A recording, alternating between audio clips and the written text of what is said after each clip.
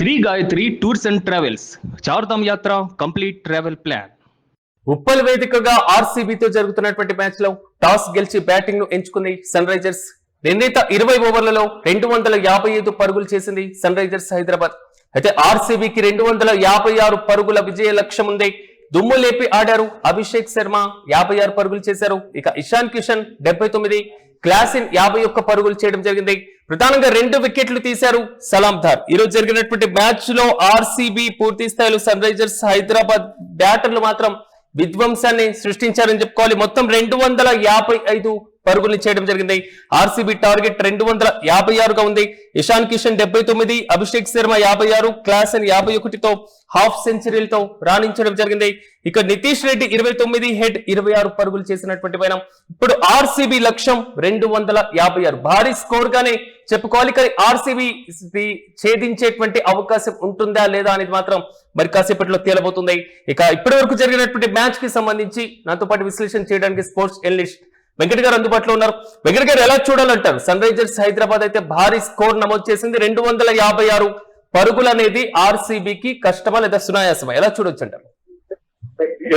సిరాజ్, ఈ రోజు జరుగుతున్నటువంటి మ్యాచ్ అంటే ఆ పిచ్ స్వభావం చూస్తే మాత్రం లక్ష్యం ఛేదించవచ్చు అనేటువంటి సంకేతాలు అయితే కనపడుతున్నాయి. కానీ భారీ టార్గెట్ కాబట్టి దాదాపు 256 పరుగులు సాధించాలి కాబట్టి కొంత చెమటోర్చాల్సిన పరిస్థితి అయితే ఉంది. అదే విధంగా ఇటు హైదరాబాద్ కి సంబంధించి బౌలింగ్ లైనప్ అనేది బలంగా ఉంది. ముఖ్యంగా షకీబ్ హుస్సేన్ గానీ, ప్యాట్ కమిన్స్ గానీ, అలాగే ఇతర బౌలర్లు గానీ, శివన్ కుమార్ అని ఇతర బౌలర్లను కొంత బలంగా ఉన్నటువంటి నేపథ్యంలో మరి ఆర్సీబీకి అయితే ఈ రోజు టార్గెట్ అంత ఈజీ కాదు అనేది అయితే మనం అర్థం చేసుకోవచ్చు. ఇక అటు సన్ రైజర్స్ ఓపెనింగ్ కి సంబంధించి కనుక చూస్తే ఈ రోజు కొత్తగా వెంకటేష్ అయ్యర్ ని బరిలోకి దింపినటువంటి పరిస్థితి ఉంది. కాబట్టి అంటే గత కొన్ని మ్యాచ్లుగా జాకబ్ బేతల్ కొంత ఫెయిల్ అవుతున్నాడు కాబట్టి కొంత వెంకటేష్ అయ్యర్ ని ఈ రోజు బరిలోకి దింపారు. మరి అది అంటే విరాట్ కోహ్లీతో కలిసి తను ఇన్నింగ్స్ ని ఎలా నిర్మిస్తాడు అంటే పవర్ ప్లే లో కనీసం 80 నుంచి 90 పరుగులు కనుక చేయగలిగితే ఈ రోజు ఆర్సీబీ గెలిచేటువంటి అవకాశాలు అయితే ఉంటాయి. ఇక అటు ముఖ్యంగా ప్యాట్ కమిన్స్ బౌలింగ్ లో ఆర్సీబీ ఎంత జాగ్రత్తగా ఆడుతుంది, ఇషాన్ మలింగా బౌలింగ్ లో ఎంత జాగ్రత్తగా ఆడుతుంది, షకీబ్ హసన్ బౌలింగ్ లో ఎంత బాగా ఆడుతుంది అనేది ఇక్కడ కీలకంగా మారినటువంటి అంశం. ఏది ఎలా ఉన్నప్పటికీ కూడా పిచ్ అయితే కంప్లీట్ గా బ్యాటింగ్ అనుకూలంగా ఉంటుంది అనేది అయితే మనం స్పష్టంగా అర్థం చేసుకోవచ్చు. సో ఇప్పుడు టాప్ 2 లోకి వెళ్ళడానికి సన్ రైజర్స్ చేయాల్సినటువంటి పని ఏంటంటే అంటే ఆర్సీబీని 80 పరుగులతో కనుక ఎస్ఆర్హెచ్ కనుక ఈ రోజు గెలవగలిగితే టాప్ 2 లోకి వెళ్ళేటువంటి ఛాన్స్ ఉంటుంది. అది ఇక్కడ చేయాల్సినటువంటి పని. మరి ఆ విషయంలో ఏం జరుగుతుందనే చూడాలి. కానీ ఇక్కడ టాప్ 2 లోకి వెళ్ళడం అంత ఈజీ అయితే కాదు అనేది అయితే మనం స్పష్టంగా అర్థం చేసుకోవచ్చు. ఎందుకనంటే రన్ రేట్ పరంగా కొంత ఎస్ఆర్హెచ్ మైనస్ గా ఉండడం, ఆర్సీబీ బ్యాటింగ్ బలంగా ఉన్నటువంటి నేపథ్యంలో టాప్ 2కి వెళ్ళడం అంత ఈజీ కాదు. కానీ ఓకే, ఇక్కడ అంటే మిడిల్ ఆర్డర్ కి సంబంధించి కనుక కొంత ఎస్ఆర్హెచ్ బౌలర్లు కనుక కట్టడి చేస్తే కనుక వెళ్ళొచ్చు.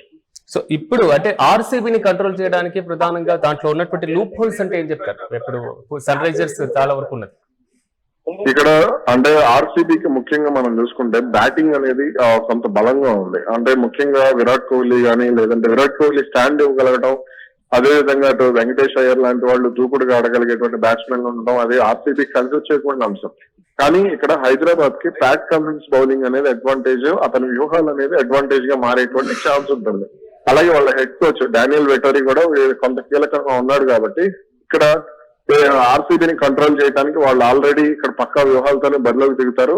కానీ ఇక్కడ ఏమవుతుందనంటే ఇక్కడ కొంత డంకెన్ ఫ్లెచర్ వర్సెస్ డానియల్ వెటరీ మధ్య పోరుగా చూడొచ్చు మనం ఇది. కాబట్టి మరి అంటే ఎంతవరకు కంట్రోల్ అవుతుంది అనేది చూడాలి. సో ఫైనల్ గా వెంకట్ గారు 256 ఆర్సీబీ ఛేదించేటువంటి పరిస్థితులు ఉన్నాయి మీ అంచనా ప్రకారం?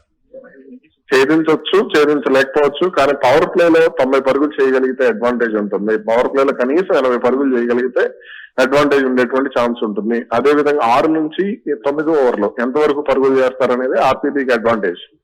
ఎస్ రైట్ వెంకట్ గారు, థ్యాంక్ యూ.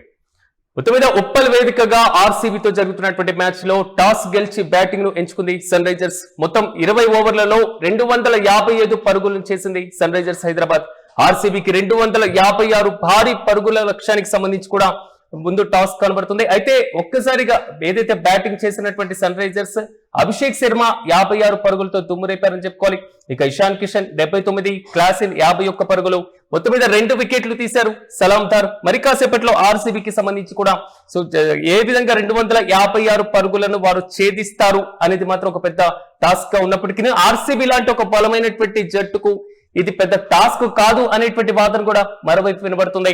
సో ఈ నేపథ్యంలో టాప్ 2 లో సన్ రైజర్స్ రావాలి అంటే మాత్రం కీలకమైనటువంటి సమీకరణాలు కూడా ఉన్నటువంటి పరిస్థితులు మనం చూస్తున్నాం. సో హోమ్ గ్రౌండ్ కాబట్టి కొంతవరకు కలిసి వచ్చినటువంటి పరిస్థితి, చాలా వరకు కూడా కీలకంగా మ్యాచ్ ను ఆడారు కాటేరమ్మ కొడుకులు.